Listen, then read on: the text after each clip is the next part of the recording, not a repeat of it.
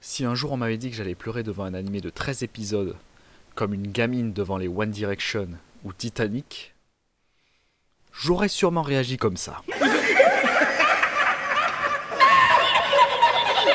Et je me serais jamais autant trompé.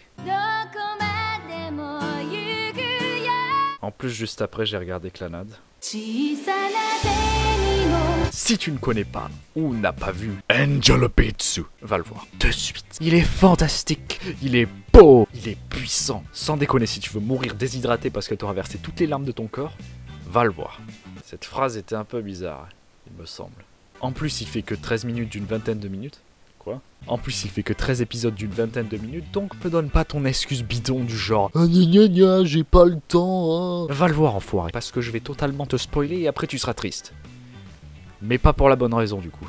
Et surtout, ne le regardez pas en VF. Je suis pas un de ces connards de puristes qui crachent à chaque fois sur la VF, mais là... C'était vraiment formidable. Et ça, c'est merveilleux. Tu me mets un peu trop la pression, là. C'est vraiment du carnage. D'ailleurs, je devrais faire une vidéo spécialement consacrée à ce sujet. Bref. Pour ceux qui l'ont déjà vu, aujourd'hui, on va parler des nombreuses fins théoriques de l'animé. Oui, j'ai 6 ans de retard, je sais, me fais pas chier toi, sinon... Tiens, mange ça.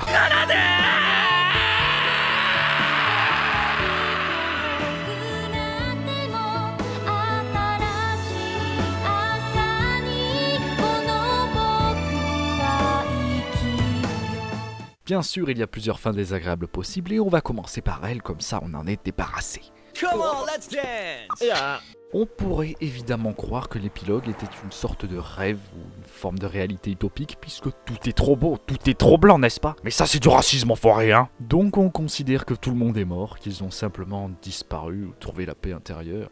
Et si tu veux pousser le bouchon plus loin, tu peux même venir y ajouter la fin alternative, comme ça Otonashi reste bloqué à jamais. Et mon taux de frustration est à son paroxysme, parce que du coup ça laisse en suspens la question ultime, celle qui finit toujours par revenir. Qu'est-ce qu'il y a après la mort? Et ouais, même dans l'animé, on sait pas vraiment s'il y a un paradis, réincarnation en poulpe, ou rien de tout ça, parce que bon, il sous-entend tout le temps qu'il y aurait un être supérieur qui contrôle tout. Une sorte de dieu, mais ça pourrait aussi être le fameux programmeur qui serait à l'origine de tout. Même si je me demande bien comment un simple humain aurait pu créer un tel endroit. Je m'emmerde aujourd'hui et je cherche des tutos bizarres sur internet.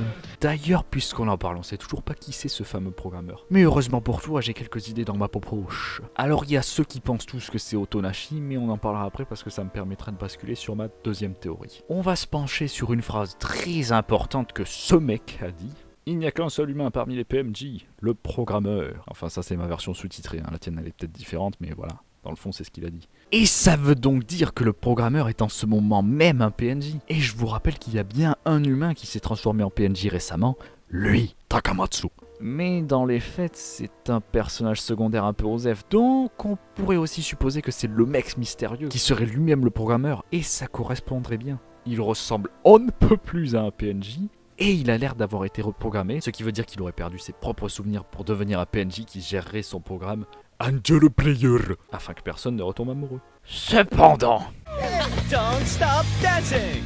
On pourrait également penser que c'est Otonashi le programmeur, puisqu'on a quand même beaucoup d'éléments qui coïncident, encore une fois pendant cette discussion dans l'épisode 12, et la confirmation dans l'épisode 13. Et comme par hasard, c'est quelqu'un qui attend sa bien-aimée. Puis évidemment, la fin alternative confirmerait totalement cette théorie, mais les boucles temporelles, c'est de la merde, de la grosse merde. Donc passons à la théorie suivante. Get chance and luck! Qui se base sur le fait qu'on ne connaît pas, en tout cas qu'on n'a pas vu directement la mort des personnages. Tu sais que la sœur d'Otonashi est morte, que ce mec dans le métro est mort, que le frère du mec bizarre est mort, mais tous les autres, ben c'est juste supposé qu'ils sont morts. Pas affirmé à 100%. Par exemple, Kanade. Elle a reçu le cœur d'Otonashi, donc elle pourrait juste être dans un coma artificiel avant de se réveiller, non? Ah, et à ce sujet, on va mettre les choses au clair parce que j'ai lu les commentaires d'enfants énervés qui disaient « Ouais, mais elle est arrivée dans le monde avant lui alors qu'elle est morte après, gna gna gna, c'est un animé de merde !» Espèce de petite chure, elle s'est fait transplanter un cœur, ce qui veut dire qu'elle a été auparavant inconsciente pendant peut-être plusieurs jours. Et en plus, qui te dit que le temps se déroule de la même façon dans ce monde? Exact temps, c'est rien, petite merde, donc on continue. On apprend dans le manga qu'Hinata s'est fait écraser par un camion. Tiens, comme une personne dont il est très proche, bizarre, n'est-ce pas? Mais il est peut-être peut-être pas mort, juste dans le coma. En plus là on parle de l'anime, donc c'est juste devenu un junkie, on sait rien de plus. Yuri elle a peut-être juste essayé de se suicider à cause de ses remords, mais elle aurait pu se rater. Iwasawa on n'a aucune preuve qu'elle est morte. Et les autres... on connaît même pas leur vie. Bon après c'est vrai que les théories du coma... tu peux les placer un peu n'importe où et n'importe quand, surtout quand ça t'arrange. Donc bon, je dirais que c'est pas la fin qui me convient le plus. Ah oui, et on va juste faire une courte parenthèse. Ils font que dire dans l'anime que c'est Yuri qui a les pires souvenirs.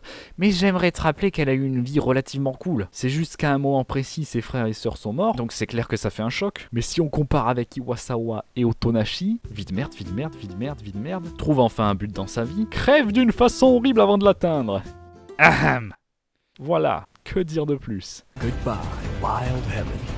Maintenant, on va parler de la happy end, celle qui satisfait un max, et où tout rentre dans l'ordre, on danse avec les lapins sur un arc-en-ciel, tout ça.